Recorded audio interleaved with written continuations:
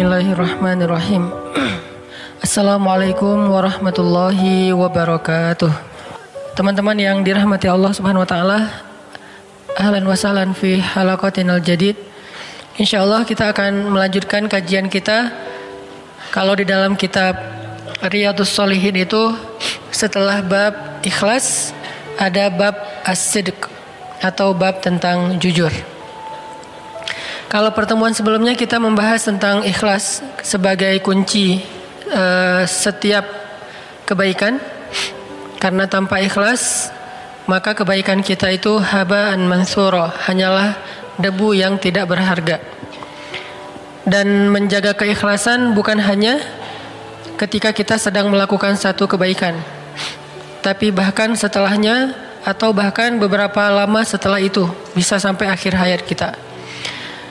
Bisa saja amal soleh kita itu di awal berpahala baik, kemudian di tengah juga berpahala baik, masih ikhlas, tapi di akhir kemudian tiba-tiba terjebak ke dalam riya. Dan ada orang yang riya karena memang dia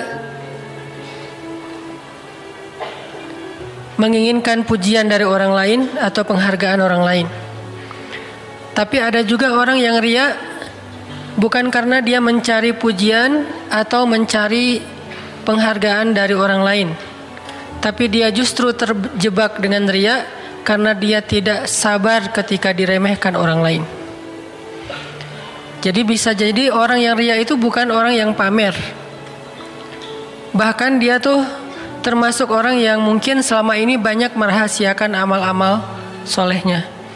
Selama ini termasuk orang yang banyak ngerahasiain kebaikan-kebaikannya kepada teman-temannya.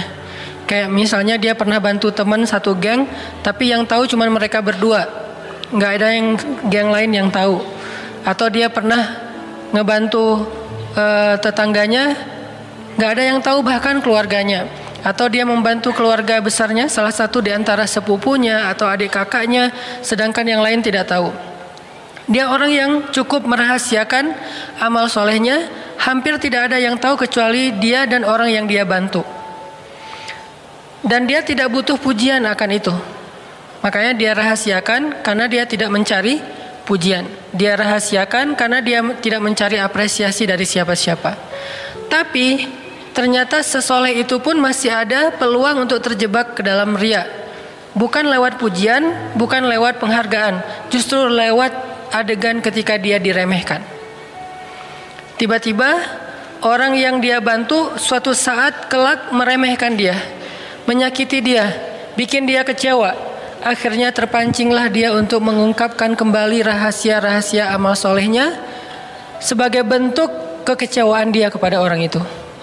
Dia cerita kepada orang lain, saya lagi sakit hati, saya merasa dikhianati, saya merasa kayak ditikung, saya merasa kayak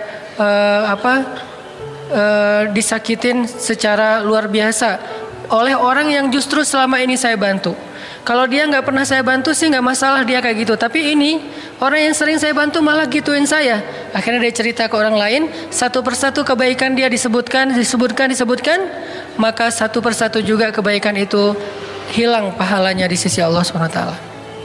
Kadang kita terjebak riya bukan karena kita pengen dipuji, tapi karena kita nggak sabar ketika diremehkan orang. Atau mungkin oleh orang lain kita diremehkan, bukan oleh orang yang kita bantu. Kita dianggap orang yang gak care, kita dianggap orang yang gak peduli kepada yang lain, kita dianggap orang yang egois, kita dianggap individualis, kita dianggap eksklusif segala macam. Atau orang meremehkan kita, dianggap kita tuh orang yang gak taat sama Allah, orang yang jarang ke masjid, orang yang gak beribadah dengan baik, segala macam lah, tuduhan-tuduhan, dibilang kita gak pernah tilawah segala macam. Akhirnya kepancing lah kita untuk nunjukin beberapa kebaikan kita yang pernah kita lakukan secara sembunyi-sembunyi, bukan karena ingin dipuji, karena kita gak mau diremehkan. Apakah kita sanggup menjaga rahasia amal kita ketika kita diremehkan? Ini adalah ujian. Dan kalau kita bisa menjaga amal soleh kita secara ikhlas, walaupun tidak selalu arti ikhlas itu diam-diam atau rahasia, Tapi salah satu cara ikhlas itu adalah merahasiakan amal. Kalau kita bisa menjaga keikhlasan amal kita sampai akhir hayat, baru kita disebut orang yang husnul khotimah. Jadi orang yang husnul khotimah tidak dilihat di awal atau di tengah perjalanan hidupnya. Namanya juga khotimah. Yang menentukan seseorang nanti di akhirat bukan di awal ketika dia lahir, ketika dia masih kecil, bukan di tengah ketika dia remaja, dia dewasa, tapi di akhir. Dan di akhir ini adalah detik-detik atau beberapa saat sebelum ajal menjemputnya. Itulah yang menentukan nasib seseorang nanti di akhirat. Sehingga buat orang yang selama hidupnya dari awal, tengah, dan menjelang akhir hidup dalam ketaatan, tumbuh dalam ibadah kepada Allah, jangan besar kepala dulu. Jangan sombong dulu. Jangan merasa bahwa kita udah pasti masuk surga dulu. Walaupun surga jaraknya dengan kita cuma sejengkal. Walaupun surga jaraknya dengan kita cuma sejengkal, belum tentu kita akan masuk. Kenapa? Bukankah terkenal hadis Nabi, seseorang yang sepanjang hidupnya beramal amal solih, amal ahli surga, sampai jaraknya ke surga cuma sejengkal, tapi di akhir hayatnya dia kufur kepada Allah. Kufur di sini macam-macam. Bisa kufur dengan cara yang paling tinggi, yaitu syirik. Tiba-tiba dia sakit keras, berobat secara ilmiah lewat dokter, lewat terapis, ternyata tidak terlalu membuahkan hasil. Akhirnya dia kepancing untuk datang ke paranormal, mulai menggunakan ilmu-ilmu black magic, mulai kepada para sihir.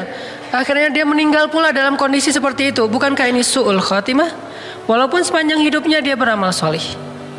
Bisa juga akhir hayatnya kufur bukan dalam bentuk syirik, tapi dalam bentuk sombong dan riya.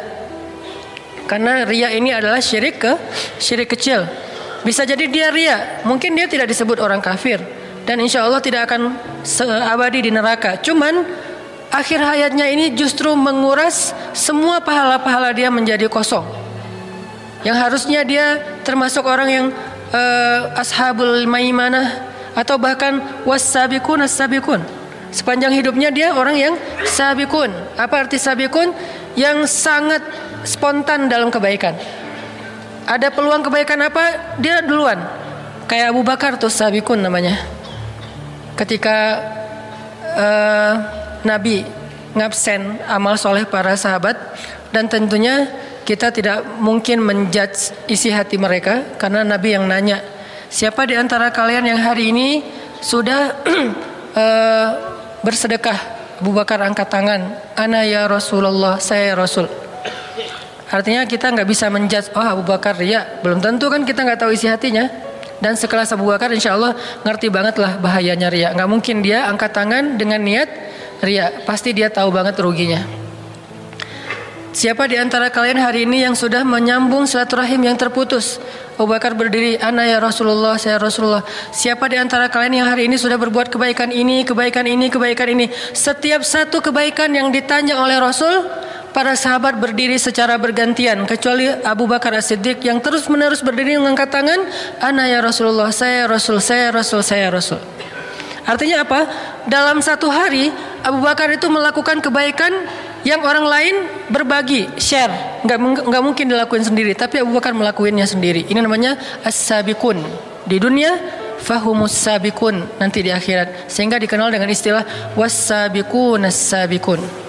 Orang yang di dunia berlomba-lomba, spontan, cepat, wasari'un dalam kebaikan, maka nanti dia di akhirat menjadi orang yang duluan masuk surga. Makanya ada dua kata sabiqun. Was-sabiqun as-sabiqun, artinya was-sabiqun yang berlomba-lomba di dunia, maka as-sabiqun nanti akan berlomba-lomba masuk surga di akhirat. Bisa jadi dia was-sabiqun as-sabiqun, bukan hanya ashabul yamin atau maimanah, tapi di akhir hayatnya justru dengan amal-amalnya yang istimewa itu kan lebih gampang kepancing buat riya ya. Kalau amalnya biasa aja ngapain riya?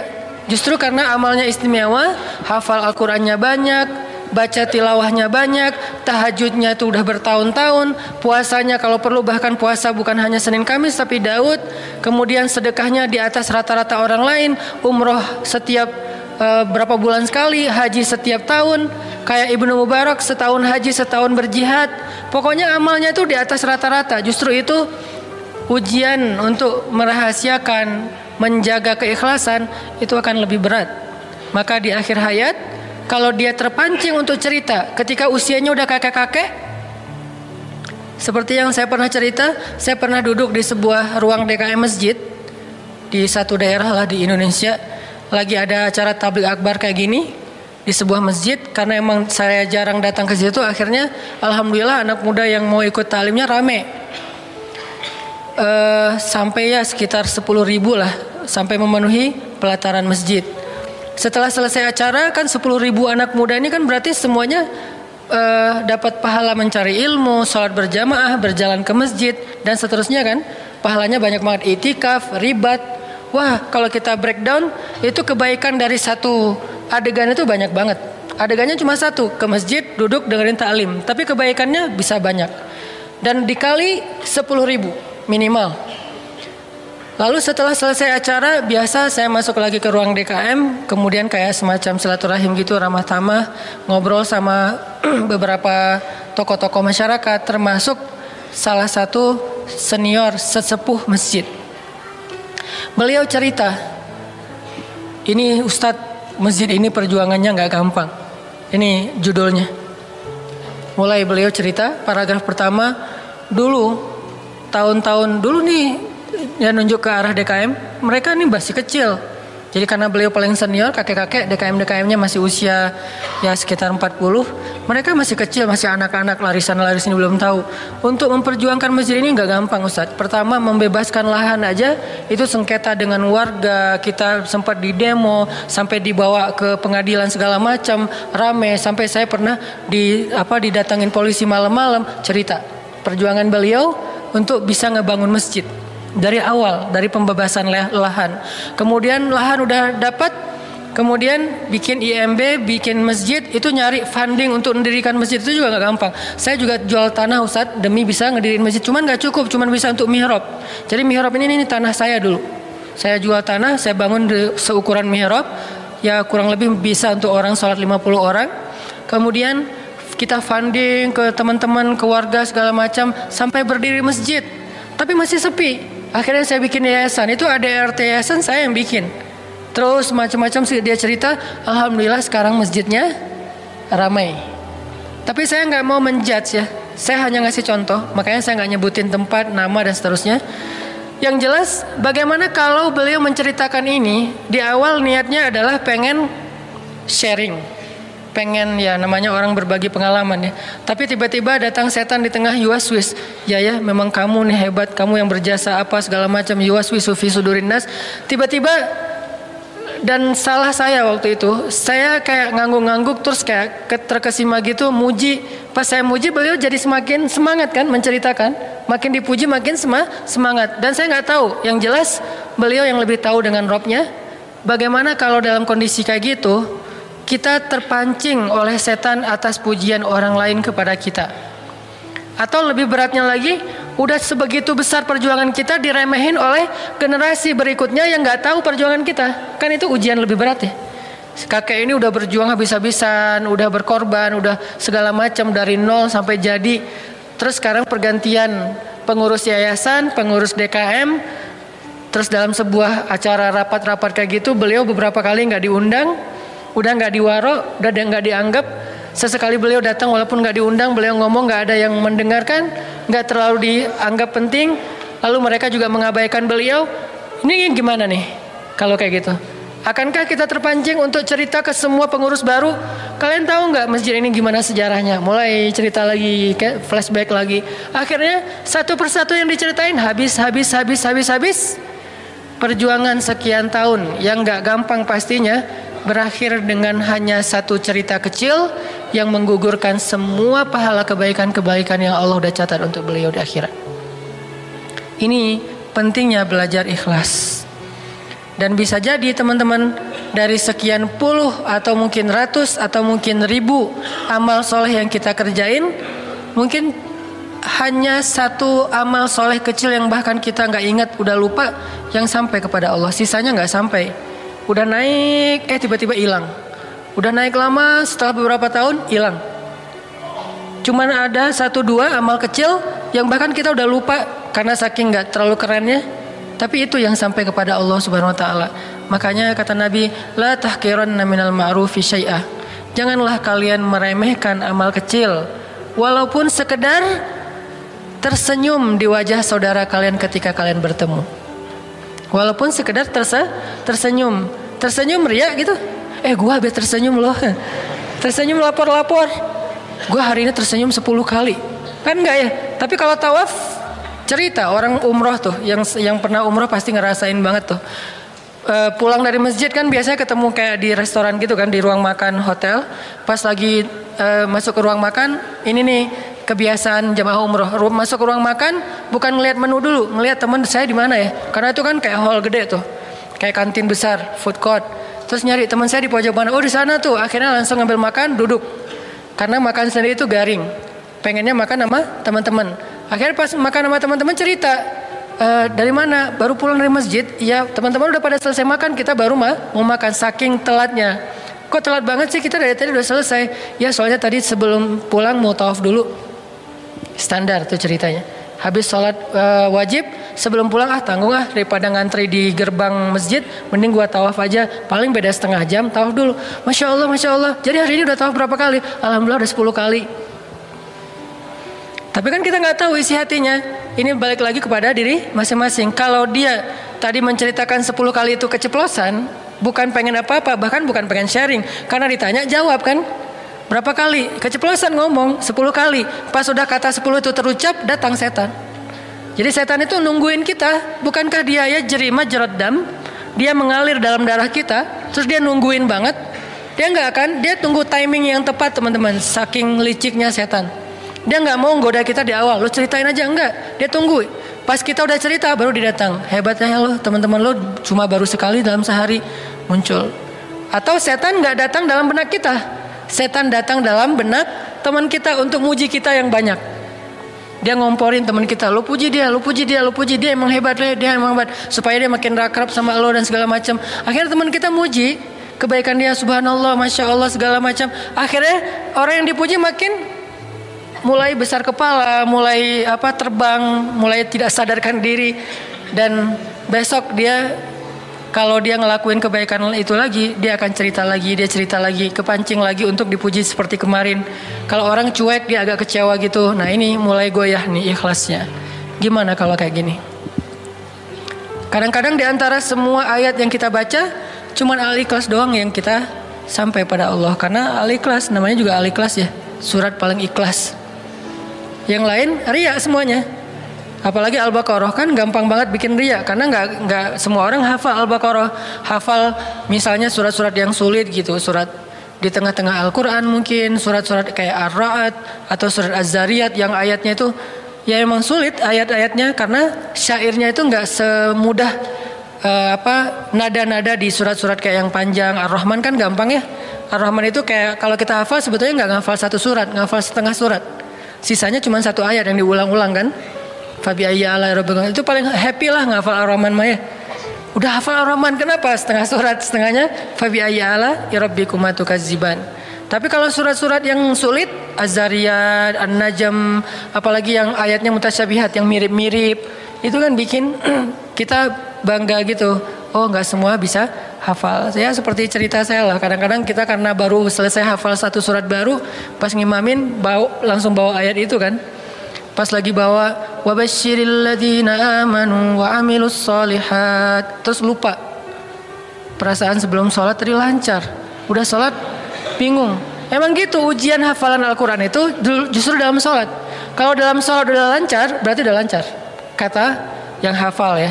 Kata mereka, kata para asatis, para ustad-ustad, para hafiz, kalau kita hafal di dalam sholat lancar, berarti udah lancar. Kalau di luar sholat, apalagi megang Quran, itu ada kayak efek psikologis ya. Kalau kita megang sih nggak dibuka, cuman megang doang, itu lancar pasti. Nggak tahu kayak bisa kayak gitu. Ada sugesti nyaman, tenang, yakin. Tapi begitu Al-Qurannya dilepas, pasti beda tuh. Coba hafal Quran satu halaman, udah gitu, udah selesai hafal satu halaman, diulang sambil megang Quran tapi ditutup. Sama yang nggak megang Al-Quran, bahkan Qurannya jauh, itu beda, pasti kelancarannya berubah. Apalagi di dalam sholat, soalnya lagi sholat lupa kan nggak mungkin ngambil Quran dulu tuh. Satu-satunya cara adalah loncat ke surat Al-Ikhlas. Cuman itu yang bisa bikin kita selamat. Atau loncat ke surat yang mirip. Wabashshiril ladzina amanu wa 'amilus shalihat. Mentok. Watawasau bil haq watawasau bis sabr. Kan mirip. Surat Al-Asr. Ya biasalah itu, pengalaman pribadi. Efek dari udah ria, nggak dapat pahala, gagal pula gitu kan ya, itu konyol. Jadi teman-teman, bahaya sekali orang yang ria ini. Dan ria ini termasuk diantara penyakit hati, sedangkan ikhlas termasuk diantara ibadah hati. Karena yang beribadah itu bukan hanya zahir, tapi batin. Bahkan ibadah batin itu yang pertama Allah lihat, baru kemudian Allah melihat yang zahirnya. Kalau kita kan nahnu nahkum biz zawahir, kita tuh cuma bisa ngelihat dan menilai yang tampak. Kita manusia, malaikat itu cuma bisa nilai yang tampak. Kalau Allah tidak nahkum biz zawahir, tapi Allah yahkum, Allah berhukum menilai yang tersembunyi. Apa yang tersembunyi? Ala wahyal qalb, hati atau niat atau ikhlas dan riyanya. Sehingga belajar, selain kita belajar gerak zahir kita dalam beribadah, coba belajar gerak hati kita, mau ke kanan apa ke kiri dalam ibadah yang sama. Jangan sampai zahirnya udah sempurna banget, gerakannya kayak sifat sholat Nabi yang ideal. Dari mulai wudunya udah wudunya Nabi, istinsyaknya udah wah sempurna banget, dingin-dingin juga dia masukin air ke hidung, saking sempurnanya dia berwudu. Kepala bukan cuma gini-gini doang, tapi semuanya utuh dia ambil, walaupun itu mazhab sebetulnya. Terus juga pas dia basuh wajahnya tuh sempurna sekali semuanya, bukan cuma gini-gini aja kayak orang touch up gitu ya. Udah sempurna zahirnya gitu. Dia datang ke masjid di awal waktu, bahkan dia yang azan. Kadang-kadang azan juga bisa jadi amal yang luar biasa pahalanya, bisa tidak berarti, tergantung innamal a'malu binniyat.